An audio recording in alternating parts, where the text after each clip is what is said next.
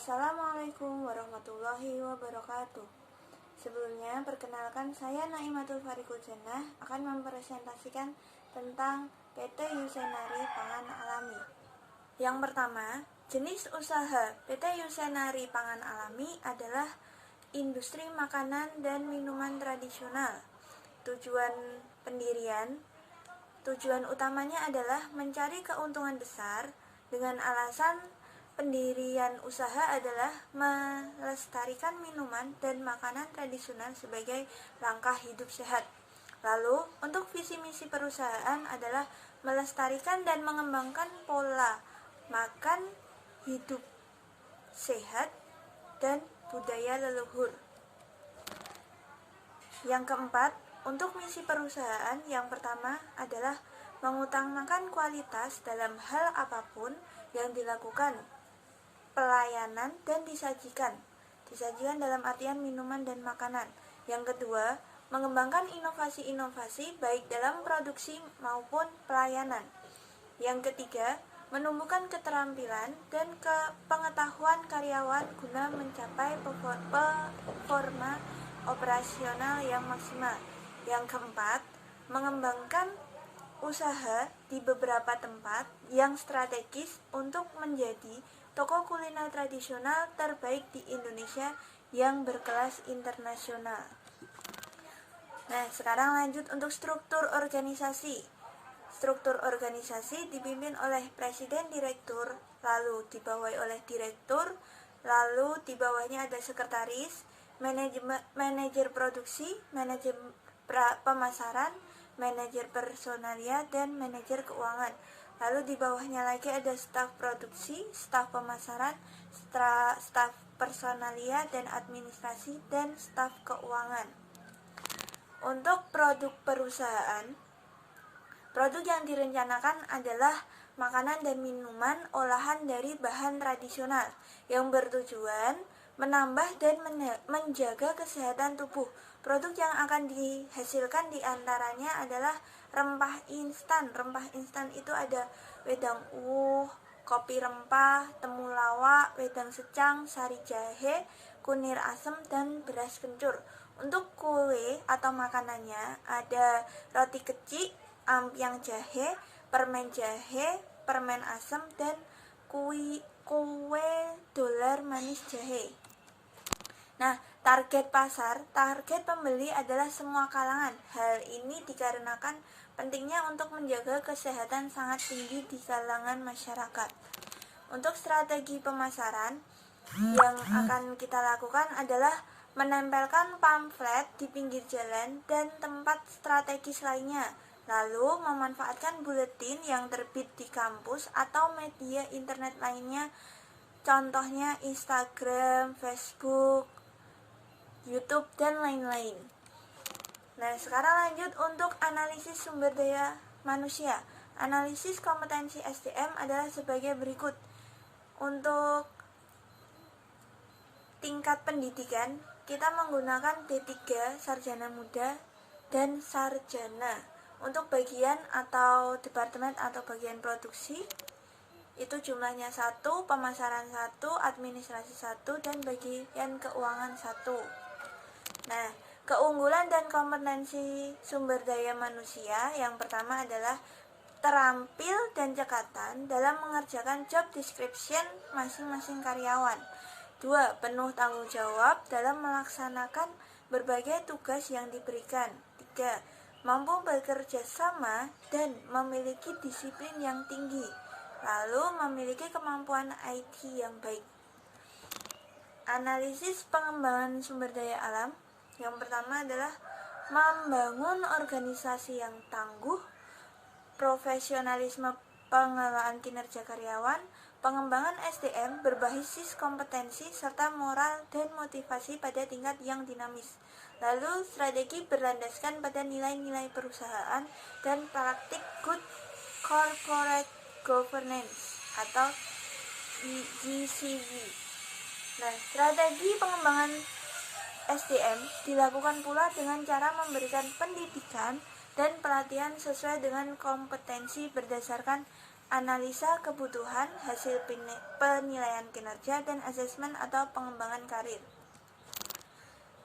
Nah, ini untuk rencana kebutuhan pengembangan sumber daya manusia, yaitu jabatan bagian produksi. Kita butuh 2 tenaga yang tersedia. 1 tenaga yang harus direkrut adalah tekun, bertanggung jawab, jujur, dan mampu mengoperasikan mesin produksi. Lalu bagian pemasaran, yaitu mampu berbahasa Inggris, baik pasif maupun aktif, memiliki kemampuan komunikasi yang baik, dan pintar bermitra. Lalu untuk bagian personalia dan administrasi, yaitu teliti, cekatan, mampu berkomunikasi dengan baik, cerdas, pintar dalam mengambil keputusan, dan memiliki kemampuan IT. Lalu bagian keuangan, jujur, teliti, mampu menganalisis keuangan perusahaan, berkompeten di bidang keuangan, dan mampu berkomunikasi dengan baik.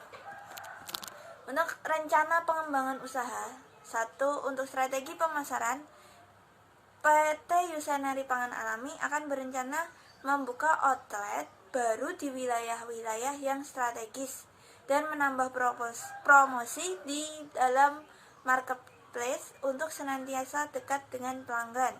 Yang kedua, untuk strategi produksi, PT Yusanari Pakan Alami berencana menambah peralatan produksi. Dengan bertambahnya peralatan produksi, maka diharapkan produksi juga akan meningkat. Untuk strategi organisasi dan SDM, PT Yusanari Pangan Alami membutuhkan karyawan baru untuk membantu keberlangsungan produksi di perusahaan. Tenaga yang dibutuhkan di setiap bagian sehingga pekerjaan dapat tertangani dengan baik. Untuk strategi keuangan adalah untuk pengembangan strategi keuangan, PT Yusanari Pangan Alami membutuhkan pinjaman modal dari bank untuk pengembangan usaha. Pinjaman tersebut akan digunakan untuk sebagai modal investasi dan modal kerja. Tahap-tahap pengembangan usaha adalah sebagai berikut. Bulan ke-5, 6, 7 yaitu peningkatan promosi. Kita tingkatkan promosi dahulu. Lalu bulan ke-8 penambahan pegawai. Bulan ke-9 penambahan alat produksi. Bulan ke-10, 11 tetap kita melakukan peningkatan promosi. Lalu untuk analisis keuangan, biaya tetap kita membutuhkan ruang produksi, mesin penggiling, mesin pemanas atau pengering, kompor, bak, panci, keranjang, dan gunting. Dengan analisis keuangan dengan total Rp17.600.000. Untuk biaya variabel, kita menggunakan jahe, kunyit, kayu secang, cengkeh, gula batu, gula jawa, asam jawa, biji kopi, temulawak, kayu manis, terigu, kacang tanah, gelatin, gula pasir, kencur, kapulaga, dan beras. Semuanya dengan total Rp1.416.250. Nah, untuk biaya lain-lain, kita menggunakan transportasi, promosi, dan listrik dengan total Rp500.000. Nah, sekarang kita masuk kepada analisis SWOT. Yang pertama, strength atau kekuatan. Strength atau kekuatan yaitu kualitas rasa dan tekstur produk yang kita produksi khas, harga jual terjangkau, tempat penjualan dan konsumen telah tersedia. Lalu memanfaatkan e-bisnis untuk mempromosikan produk melalui internet. Lalu penjualan online dan kualitas produk terjamin. Lalu untuk kelemahan, harga bahan baku relatif tidak menentu, kadang naik, kadang turun. Lalu kurang tahuan masyarakat terhadap kandungan gizi pada makanan dan minuman berbahan dasar rempah-rempah. Untuk peluangnya adalah pertumbuhan pasar yang dimungkinkan meningkat, peluang pasar untuk mendapatkan konsumen yang menjanjikan, lalu keterbukaan untuk menggunakan teknologi baru ke depannya untuk membuat kemajuan di bidang produksi khususnya. Lalu ancaman, selera konsumen selalu berubah-ubah. Selera yang berubah-ubah ini berpengaruh besar terhadap pembelian dan produk. Lalu ancaman selanjutnya adalah munculnya pesaing baru. Nah, sekian presentasi dari saya. Saya dari kelompok 5, kurang lebihnya saya mohon maaf. Wassalamualaikum warahmatullahi wabarakatuh.